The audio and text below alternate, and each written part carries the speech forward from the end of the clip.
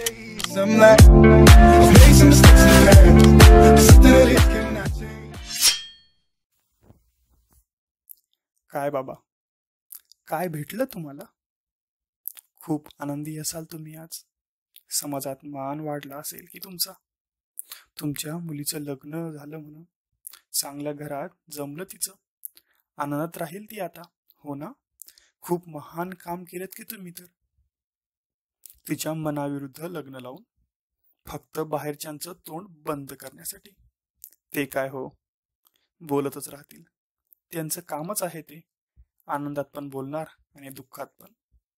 पण तुम्हाला समजायला पाहिजे ना, तुमच्या मुलीचं मन तिनं तुमच्या मर्जी खातीर लग्न केलं. संसारही करेल, पण फक्त शरीराने, आत्म्याने कधीच नाही.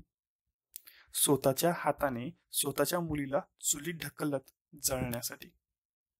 आणि एका अशा मुलाशी लग्न लावलं ज्याने फक्त तिचा गोरा रंग आणि सुंदर चेहरा पाहून पसंत केलं.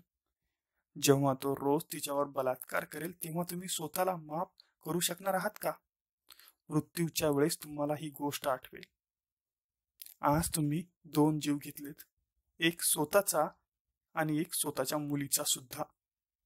माझा विचार करू नका. मी पोरका आहे. मी तुमच्या नात्या गोत्यातला नाही.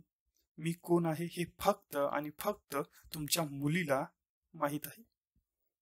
तुमच्या खातीर ती तिच्या कुंकवाला सुद्धा विसरली. अशी मुलगी जन्माला येण्यासाठी परत तुम्हाला 100 वेळा जन्म घ्यावा लागेल. हे असं करून तुम्ही सर्व काही गमावून बसलात. तुमच्या मुलीवरचा अधिकार सुद्धा. काय उरला आहे आता तुमच्याकडे? काहीच नाही. स्वतःच्याच मुलीला बलात्कार करणाऱ्याकडे पाठवणारा बाप, वा, भारीच ना. हे सर्वच भेटलं ना तुम्हाला. प्रेम ही वाईट गोष्ट नाही, जगातील सर्वात अनमोल आणि पवित्र गोष्ट आहे. खरं प्रेम हे कोणालाही होत नाही. त्यालाही नशीब लागतं, जे तुमच्याकडे नाही.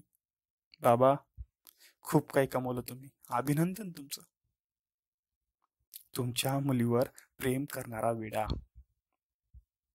मित्रांनो, रोज 1000 मेसेज सेंड करता आपल्या प्रिय व्यक्तींना, पण जेव्हा ती व्यक्ती आपल्यापासून दूर जाते, आपल्याला कळतं तिचं लग्न ठरलंय, त्यावेळेस होणारा हे दुःख कोणतेच शब्द सांगू शकत नाही. हा मेसेज प्रत्येक मुलीच्या वडिलांपर्यंत पोहोचला पाहिजे, मुलाच्या वडिलांपर्यंत पोहोचला पाहिजे. धन्यवाद.